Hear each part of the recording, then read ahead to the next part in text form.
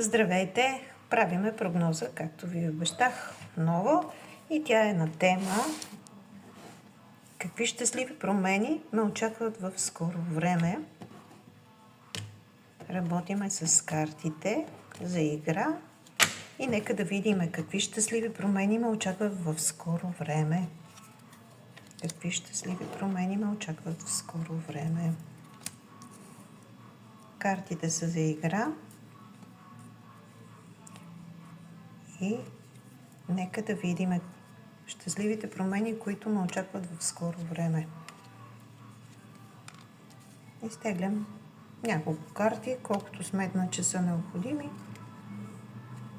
И така, стига толкова. Мисля, че са достатъчни и се вижда какво точно е важно да знаете сега, чрез картите за игра. Така, този ридинг силно резонира за огнените и въздушните зодии, а и по-малко за земните. Нека да видим. Успешно се разрешава делови и паричен въпрос, който ви е тревожил и ви е притеснявал. Очаквайте обаждане, СМС, съобщение, щастлива новина, свързана с финанси, с работа, с кариера, и някакъв спор се разрешава, който е свързан с някаква подвеждаща информация и с някакъв вид измама.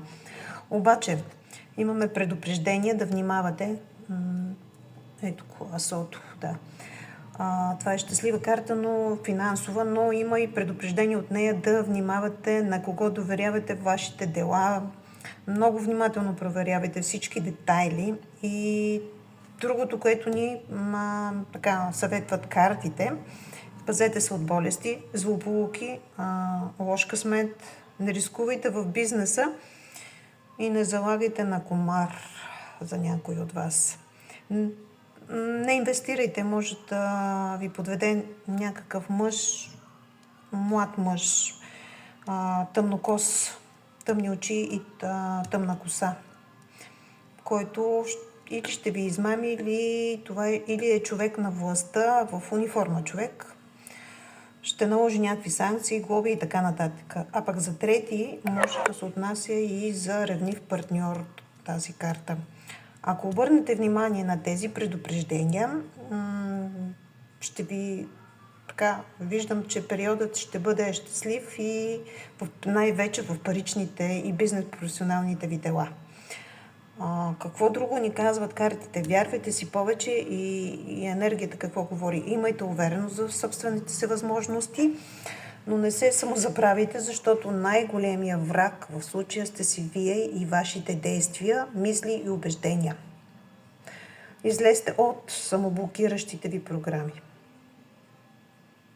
Бях пуснала една информация, видео относно личните консултации, за които можете да си запишете час, за да видим къде в тялото ви има блокажи и кои чакри са блокирани.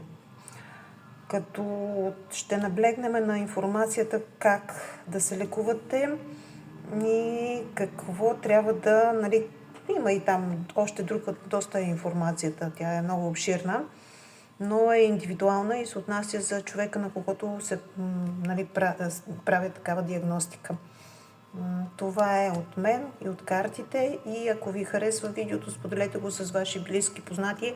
Ако наистина не сте правили такава диагностика за блокажите в чакрите, препоръчвам ви да си я направите. Наистина е много добре, полезна и хубава и работеща информация, както и насоките и там действията, които трябва да направите след това, за да отблокирате, за да нямате тези физически блокажи, болести и така нататък, нещата да се облегчат за вас. Казвам ви чао и ме очаквайте отново с ново видео.